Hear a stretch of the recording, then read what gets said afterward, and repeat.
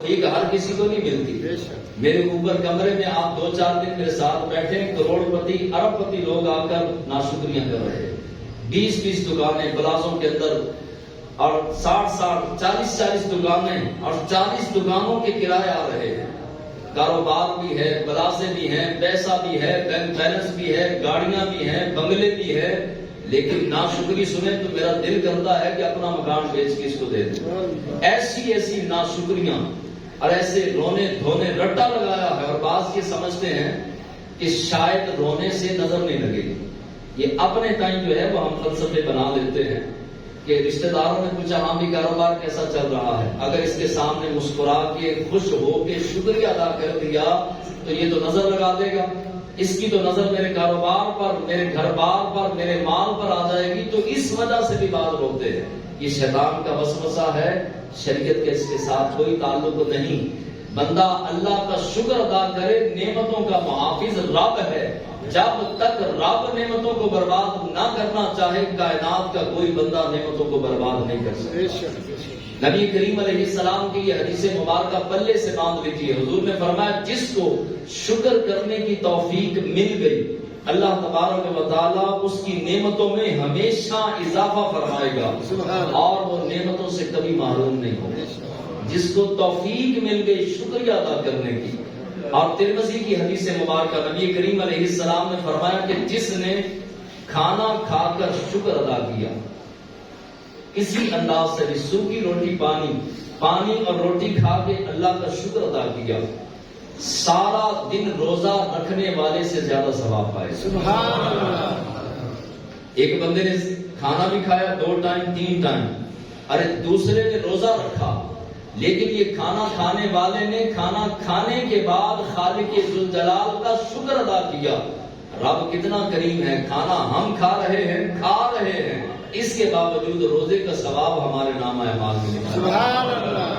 حضرت ایوب علیہ السلام پر مصیبتوں کے انبار آئے. آپ کے 9 یا 10 یا کم و بیش اس سے زیادہ کم بیٹے تھے.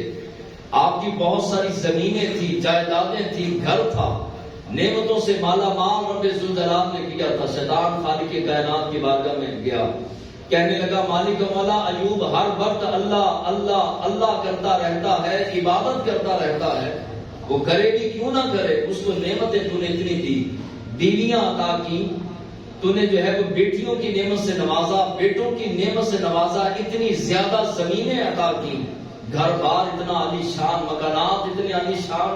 وہ اس لیے تیرا شکر بھی ادا کرتا ہے، تیرا ذکر بھی کرتا ہے، تیری عبادت بھی کرتا ہے.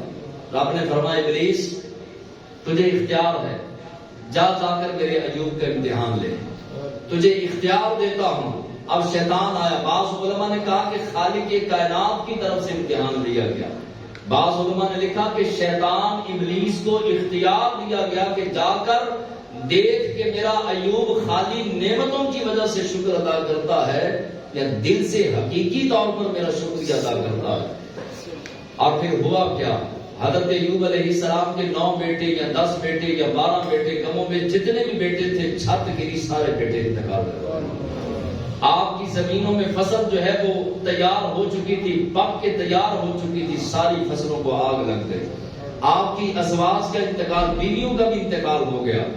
اور حضرت ایوب علیہ السلام کے جسم پاک پر بیماری جو ہے وہ حاضری دینے کے لیے بھی آ گئی. سارا جسم جو ہے وہ ایک پھوڑے کی مانند ہو گیا. اور حضرت ایوب علیہ السلام کو آ کر کے انسانی شکل میں ابلیس نے آ کر پوچھا کہ ایوب وہ دور اچھا تھا یا یہ دور اچھا ہے؟ کہا کہ وہ بھی اچھا تھا، یہ بھی اچھا ہے. ابلیس بڑا حیران ہوا، کہنے لگا وہ کیسے؟ کہا کہ اس دور میں رب نے نعمتیں دے کر آزمایا الحمدللہ، اور اس دور میں نعمتیں لے کر آزمایا الحمدللہ. اور اس لیے یہ دور اس دور سے بھی اچھا ہے. میں جب سے بیمار ہوا ہوں 24 گھنٹوں میں ایک بار میرا رب مجھ سے پوچھتا ہے ایوب تو کیسا ہے؟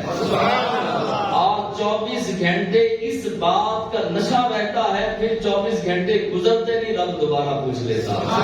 میں تو رب کی گفتگو میں، رب کے کلام کے نشے میں رہتا ہوں. لہذا اس لیے اس دور سے بھی زیادہ اس دور کا شکریہ ادا کرتا ہوں. ایک پتر مر جائے نا تو گھر میں کیسے کیسے بین کیے جاتے ہیں، پتہ نہیں کون سی غلطی ہو گئی، ہمارے گھر ڈاکہ ڈال دیا گیا، رب نے ہمارے ساتھ اچھا نہیں کیا، نعوذ باللہ۔ یہ سارے کفریات ہیں، کفریہ لفظ ہے۔ ترمذی شریف کی حدیث مبارکہ، حضرت عبداللہ اس حدیث کے راوی ہیں، فرماتے ہیں کہ جس کو اللہ نے دو خصلتیں دی، نبی کریم علیہ السلام کی حدیث کوٹ کی، فرمایا کہ دو خصلتیں، دو عادتیں، دو چیزیں، دو نعمتیں جس بندے کو مل گئی، اللہ تبارک و تعالیٰ اس کا نام اس رجسٹر میں لکھے گا جس رجسٹر میں اس کے پسندیدہ بندوں کا نام لکھا گا۔ بتاؤ، اللہ کے حبیب علیہ السلام رب کے کتنے پسندیدہ ہیں؟ ایوب علیہ السلام، یعقوب علیہ السلام، لوط علیہ السلام، یونس علیہ السلام، عمران علیہ السلام، شعیب علیہ السلام، حضرت لوط علیہ السلام، اسماعیل علیہ السلام، ابراہیم علیہ السلام، نوح علیہ السلام، آدم علیہ السلام، یہ سارے اللہ کے پسندیدہ ہیں نا۔ داتا صاحب، غوث پاک، فرید الدین، معین الدین، اتنے بڑے بڑے شیخ، یہ سارے پسندیدہ ہیں۔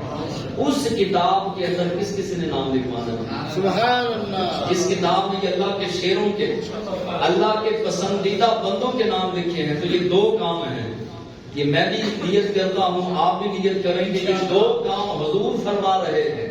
کسی مفسر، عالم، محدث مفسر نے نہیں، بلکہ فرمایا رسول اللہ صلی اللہ علیہ وسلم نے۔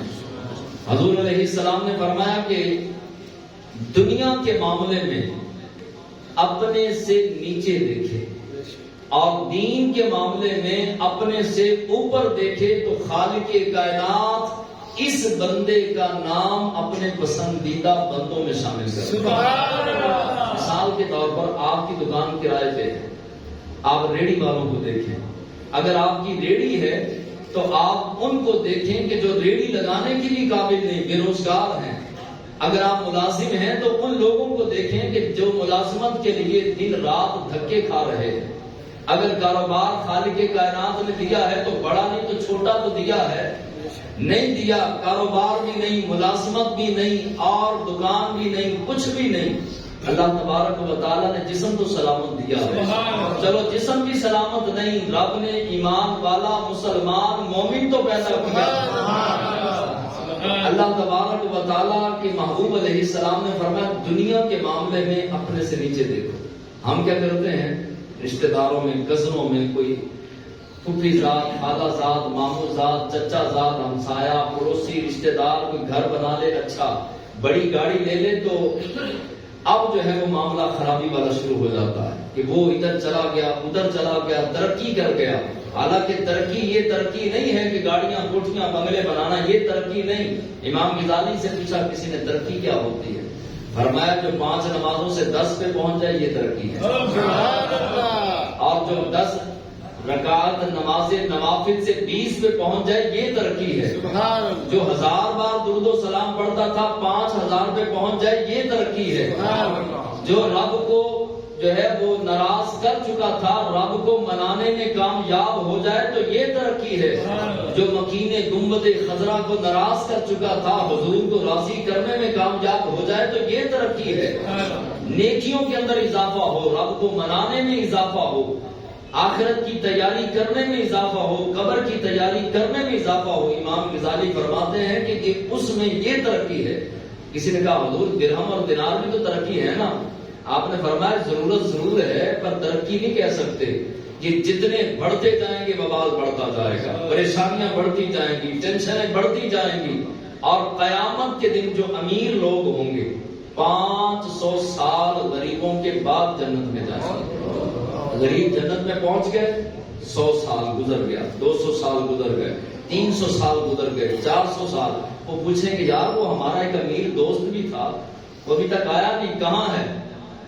تو کہا جائے گا کہ ابھی تک وہ میزان پر کھڑے ہو کے حساب دے رہا ہے۔ یہ بوال ہے، زیادہ مال، لیکن کمانے میں حرج نہیں، کمائیں، اس کے حلال کمانا منع نہیں ہے۔ نبی کریم علیہ السلام نے فرمایا کہ جب بھی دنیا کے معاملے میں دیکھنا اپنے سے نیچے دیکھو۔ اگر آپ کے پاس بائک ہے تو سائیکل والوں کو دیکھیں، سائیکل ہے آپ کے پاس تو پیدل والوں کو دیکھیں، اور اگر سائیکل بھی نہیں ہے تو ان کو دیکھیں جن کی ٹانگیں نہیں ہیں۔ ہمیشہ دنیا کے معاملے میں اپنے سے نیچے دیکھیں، دین کے معاملے میں اپنے سے اوپر دیکھیں۔ 5 نمازیں پڑھتے ہیں تو تکبر کرنے کی ضرورت نہیں، تہجد گزار کو دیکھیں۔